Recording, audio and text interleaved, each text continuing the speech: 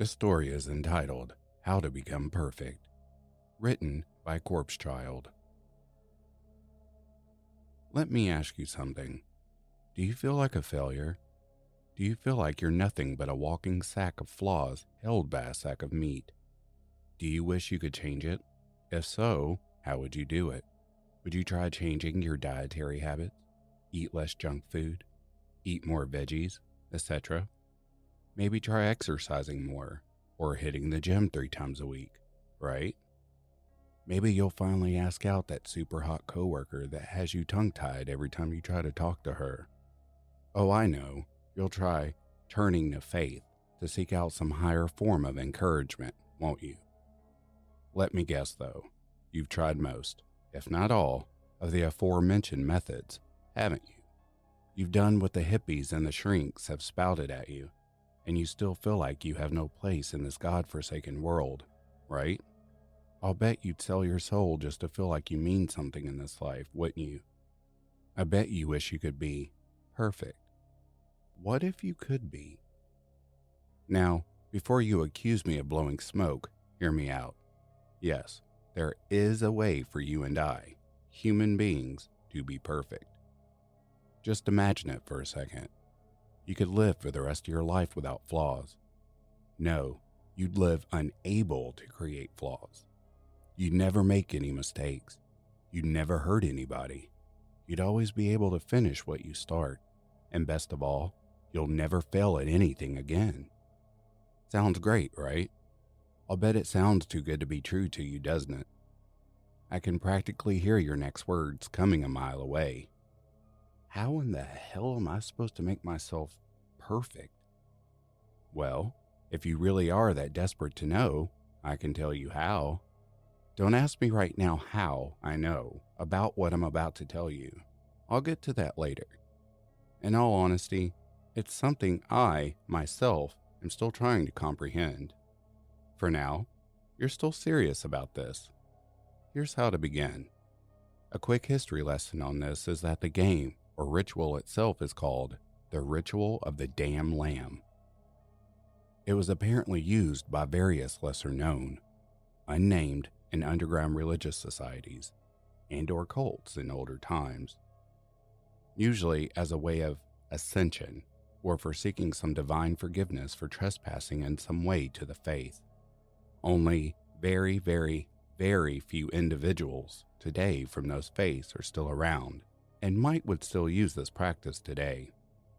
I say all this to say that there's essentially a prerequisite for attempting this. You have to believe in something.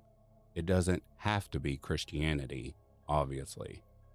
Given that the religions that practice this weren't exactly what most would consider to be Christians themselves.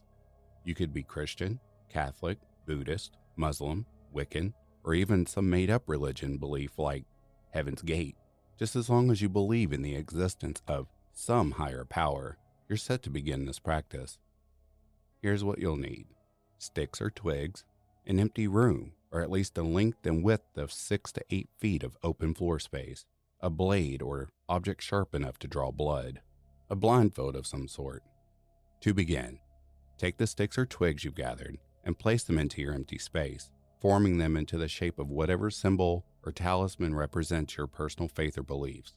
You'll need to make the symbol large enough to lie down on top of, so the number of sticks will vary according to the shape and size of the symbol.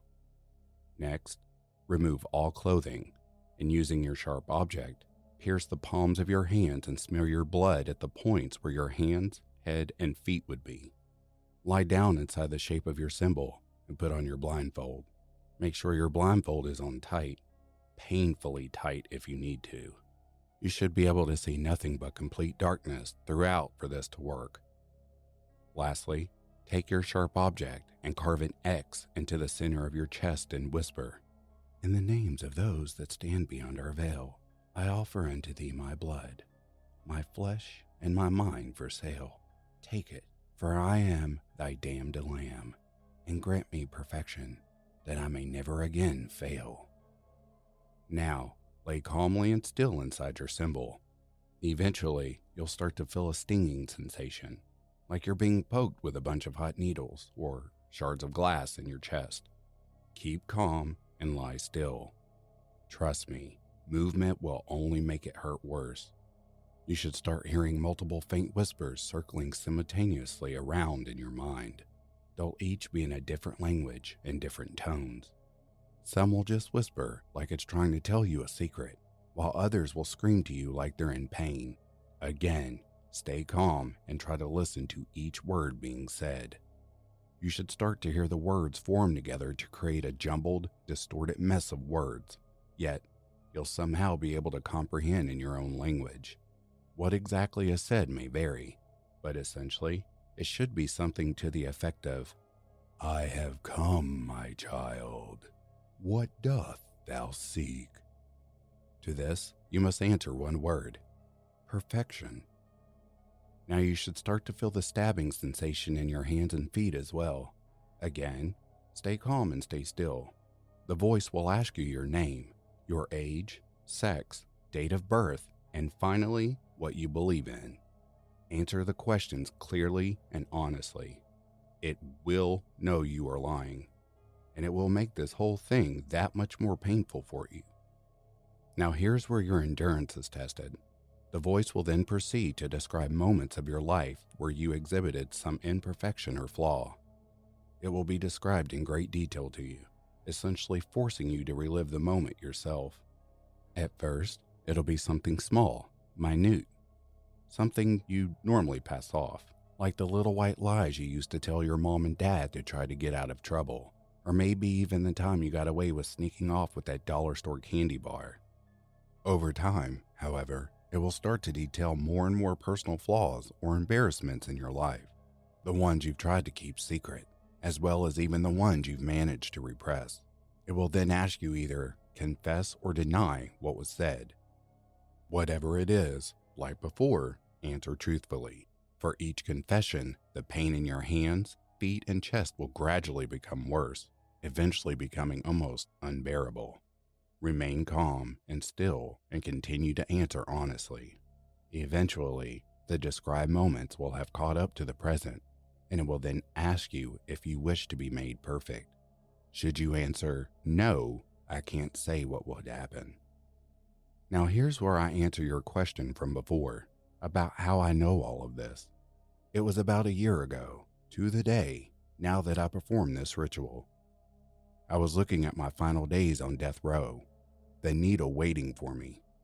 I won't go into detail on what I'd done, or should I say, what all didn't I do to land me there.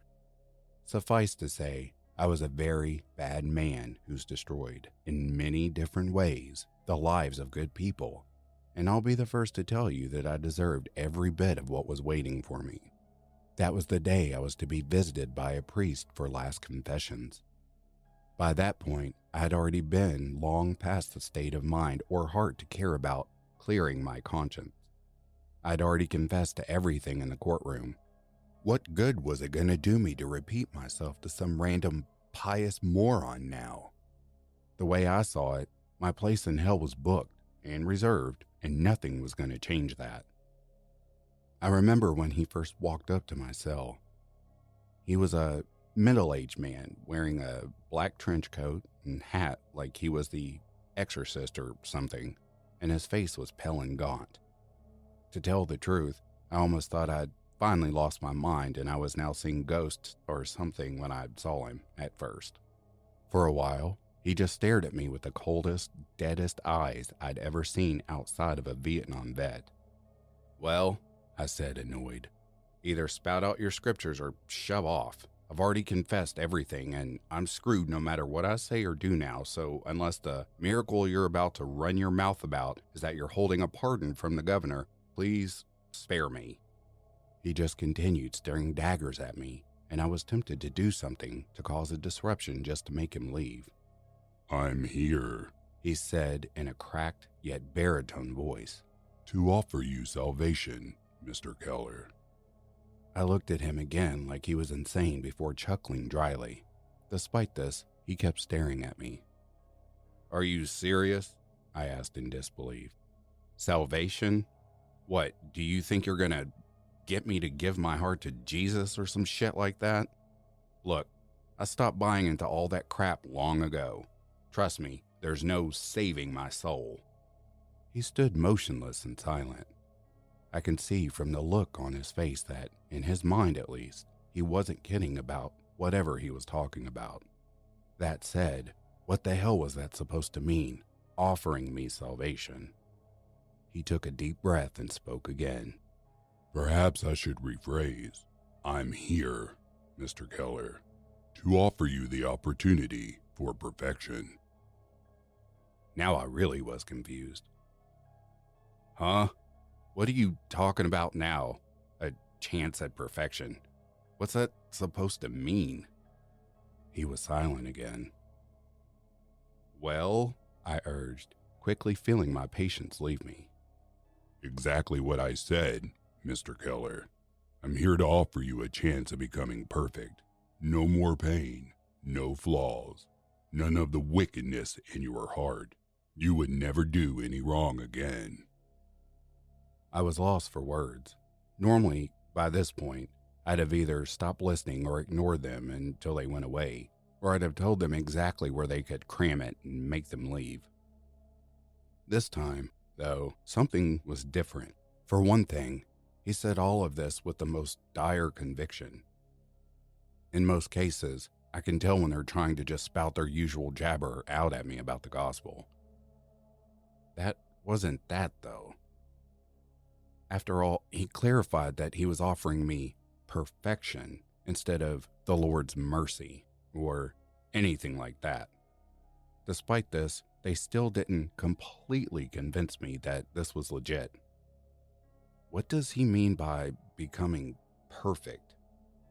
What are you... "Allow me to enter, and I can show you what I'm talking about." Now I was convinced this guy popped a few screws loose. "Right. Let you in my cell. Like, they even allow that. You're funny, pal." He sighed and looked down before saying he'd be back again tomorrow. "Use the time you have left wisely, Mr. Keller," was the last thing he said to me before turning and leaving the block, sauntering down the hallway like some supervillain in a movie. That night I couldn't sleep, tossing and turning, wondering who in the name of God this crackpot was and what he was going on about. Sure enough, like clockwork, came 10 a.m. the next morning. There he was, approaching my cell in that same menacing fashion he did the previous day with a duffel bag. I was caught off guard, however, when I saw two of the guards then unlocked and opened the cell door, letting him in. Before I could ask if the guards themselves had lost their damn minds, he held up his hand, silencing me, and said, "Just listen to me." Without any real way to argue or protest, I scoffed and gestured him to go on. He then went on to tell me about the ritual of the damned lamb, how to perform it, and the different groups that performed it for divination and all that, as I said earlier. While he railed on, he started pulling out the aforementioned materials out of his bag, the sticks, the blade, and the blindfold. I was instantly in shock seeing the knife. How in the hell did he manage to get that past the front, I wondered. Probably the same way he managed to convince them to even let him into my cell at all. In any case, he then asks if I was ready to perform the ritual to become perfect, to quote his words. Now I was the silent one. Has anyone ever accomplished this? "I can't say for certain. Only they themselves would know." And where exactly are they now? I was not feeling good about any of this. He looked away from the supplies to me, fixing me in that cold, demented glare again. "Again, Mr. Keller, I cannot say for certain. Those that embark on this trial do so alone. If it will answer your question, I will say that those I know to have performed this ritual, I've not seen since." That was it. I couldn't take this ominously vague crap anymore, and I felt like this ritual, or whatever it was not a good idea. Okay, look, I'm not interested in whatever in the hell this is, and my patience is just about gone, so I'll ask you one more time to piss off and leave me alone. Like the last time, he just lowered his head and silently got up and left. I was then alone again in my cell, 2 days away from execution. Funny enough, it actually took me a minute to realize that the man had left the stuff behind in my cell. Looking back, I'm certain he did this on purpose. I spent hours just looking at the materials, thinking about everything the man said about the ritual. He had to have been nuts, I thought. How could I become perfect? I still wasn't sure what he even meant when he said perfect. Perfect how? And how exactly would this make me become perfect? Not to mention the idea that none who've attempted this have ever been seen again. Another part of me, however, couldn't help but look at the stuff he left behind, wondering what perfection would be like. No more pain, no flaws, none of the wickedness in your heart. I can't lie here. I know I said that I was beyond hoping for anything other than to burn for the things I'd done, which was true. That being said, that doesn't preclude me from the weight of my conscience. That's right. Even a fiend like me has a bit of a heart after all. Imagine that. I mean, yeah, it all still sounded like a load of crap, and it sounded like it would turn out good for anyone who did it. As far as I know, it wasn't even possible to actually complete this ritual. And even if I did, what would happen? Then again, what would I really be losing here if I did it? It was with this in mind that I then began setting up everything for the ritual. Though I wasn't any devout Christian or anything like that by any stretch of the imagination, I did believe there was a God out there, a God that would damn me as soon as he saw me. Anyway, I had set up the sticks in the form of the cross and tied the blindfold around my head before carving the X in my chest and reciting the incantation. In the names of those that stand beyond our veil, I offer up unto thee my blood, my flesh, and my mind for sale.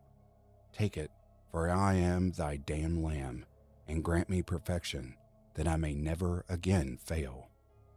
For about 5 minutes, nothing was happening. I started wondering what might happen when one of the guards walks by and sees all of this. Then again, how had they not already? I guess that old goat wouldn't manage to pay them off for that, too. Soon enough, I did start to hear the whispers I mentioned before. Something else I should mention about this is how real they will sound. What I mean by this is that they won't sound like some ghostly wail, like what you're probably thinking about. No, these will sound like the voices of normal people, clear and defined, and they sound like they're nearby. It was also soft at first, and I thought it may have been a couple of the guards whispering outside my cell. Then, though, they got louder and louder, and I noticed how they were all in different languages. One was Spanish, another one I think was in German, and so on and so forth. A couple of them I'm not even sure were in an actual known language. More like some archaic tongues or something like that. Finally, they mixed together to form the words in English. I have come, my child. What doth thou seek? The voice was commanding and hypnotic in a way, despite it also sounding half dead. My tongue was frozen for a moment before remembering what I had to say, stammering out, perfection. Immediately I cried out loud and seized in pain when I felt the stabbing in my hands and feet. The movements caused the pain to amplify. Once I was able to force myself to lie still, I heard the voice ask me my name, age, birthday, sex, and my belief. I struggled to answer, feeling the constant pain and fighting the urges to seize up again. My name is Jeremiah Keller. I'm 35, born April 6, 1984, male. The pain increased dramatically, feeling now like my hands and feet had been set on fire, and I heard the voice thunder in my head, asking me again what I believed in. At a moment's consideration and increasing pain, I finally blurted out, Christian, Baptist. Slowly, the burning subsided, and it went back to just feeling like my hands and feet were being stabbed. The voice then began to describe the time when I was 5, and I used to terrorize my neighbor's cat by nailing it with my Red Ryder. It also described how I would lie when questioned about it to get off scot-free. Finally, it asked me whether I admit my guilt or deny. I remembered what the man told me about being honest and confessing to my imperfections when he told me about this, and I had a feeling that lying would make the extra pain from before return. Yes, I confess. I let out a sharp yelp when the pain started erupting in the center of my chest as well as the rest. At first, I thought I was suffering from a heart attack, which made me seize again, in turn causing the pain to increase again. Next, the voice started telling me about the time when I was 8 and I used the pocket knife I got for my birthday to shave my little sister's head in her sleep. This caused her to have to be rushed to the ER after I dug too deep and I embedded part of it in her head. She survived, but now lives with major mental disabilities, chronic narcolepsy, severe amnesia, and even has trouble trying to talk because of it. When it asked me to confess or deny this time, I was a lot more hesitant to answer. That was about one of the many horrible things I had done that I honestly had damn near forgotten completely about until that moment. Reliving it like that, I was tempted to deny. Anything to get rid of the guilt again. Deny. Big mistake. Before I could even finish saying that, I felt the burning in my chest and limbs again, much worse this time. Of course, the extreme pain would cause me to seize again, and yes, this made it worse, again. All right, I confess. I did it. I fucking did it. God, I'm sorry. Like before, my confession caused the burning to go away immediately. It was another minute before I could relax my body again, and the voice began another scene from my life. I don't know exactly how long it went on like this, the voice forcing me to confess to wrong or imperfect parts of my life when I struggled, both from physical and emotional pain to answer the way I was supposed to. I know that, like I've said, it gradually started describing to me the more and more horrific things I'd done over the years up to the present.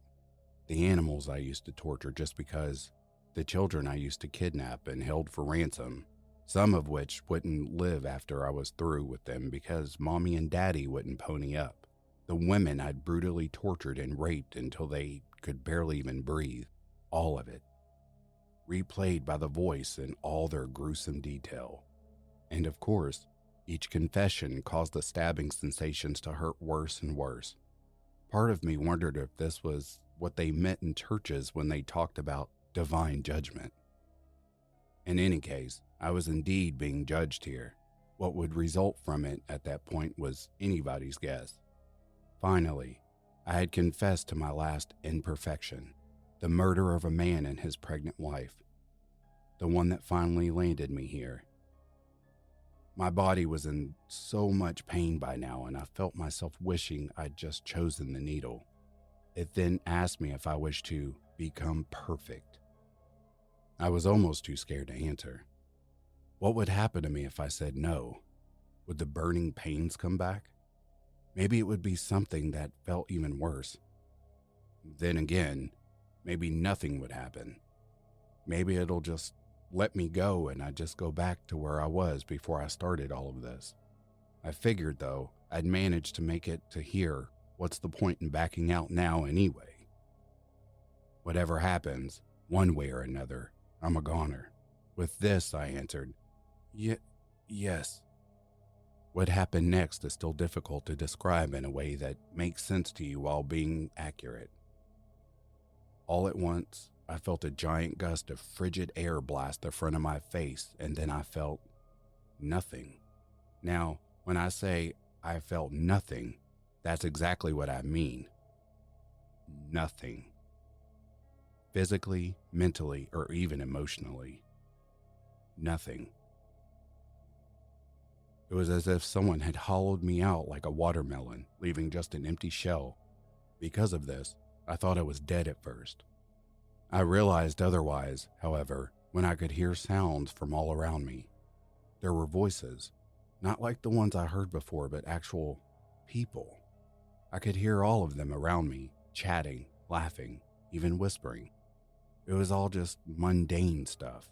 Who's seeing who, who's running late, husbands telling their families, "I love you" before heading out, stuff like that. But I heard it, and I understand it all. And that wasn't all. I could hear the sounds of every single insect or animal scurrying and tittering by. All of it in painfully crystal clarity. Slowly, I removed the blindfold from my eyes to see that I wasn't in my cell anymore. I was now in a large field of bright green grass. Looking around, I found that I could see everything as well. Every blade of grass was clear and defined to me in every detail. I saw clouds gathering overhead, and they were defined too, as was the tiny, crystalline clear droplets of water that fell from them. I know what you're thinking now, that I'm just on drugs or something describing my last trip. But no, this wasn't that. Trust me, I would know the difference between a trip and reality. This was reality. I wasn't sure how, but it was. It was all real. I could now hear everything, see everything, understand everything, and yet I felt nothing. Empty. I looked at my hands and my body to see that my skin was now a pure ivory. I was naked and muscular, looking like a Greek god. I looked down to see a flower at my feet that was wilting. Stooping down, I touched and it immediately began to bloom in the most beautiful, radiant flower I'd ever seen. I had the power to give life. I had the power to create. And yet still, I felt nothing. Empty. I walked around the grassy plains and saw the grass and the flowers grow vibrant with life under my feet. Eventually, I found a deer who's been wounded, presumably by hunters. Like with the flower, one light tap of my finger and its vitality was restored, darting off into the woods with more energy than ever. I could heal the sick, even raise the dead. Yet, I could feel absolutely nothing. Empty. I could now do nothing but good for the world. I was now essentially a god. No, not a god. I was God. I could create, never destroy. I could heal, never harm. I could bring happiness, never despair. I could do all of this, yet I could feel nothing. I was empty. No, not empty. Perfect. That's when I realized exactly what I'd lost when I completed the ritual. I was now God on earth, but bound as a slave to perfection. I couldn't feel anymore. All the joy and happiness I now bring to others, and yet I have none of my own. And now, I never will again. I couldn't admire the things I could do now. I couldn't be proud of my new ways because I couldn't feel pride. I couldn't cry for joy when I'd see the hurt be healed by me because I couldn't feel joy or tears. I couldn't be angry or hurt when I saw something or someone suffering because I couldn't feel anger or pain anymore. Happiness, sadness, joy, sorrow, pride, humility, everything, all gone. I wouldn't feel anything ever again. Empty. Perfect. As I said before, I've lived like this for 2 years now, devoid of any soul or humanity. I was an evil man set to die in 2 days, and now I'm something else entirely. Something more, and at the same time, less. And I will continue to live like this, a slave to perfection itself until the end of time. For I myself cannot die, only live. Now that I've told you all this, let me ask you, Would you wish to be perfect?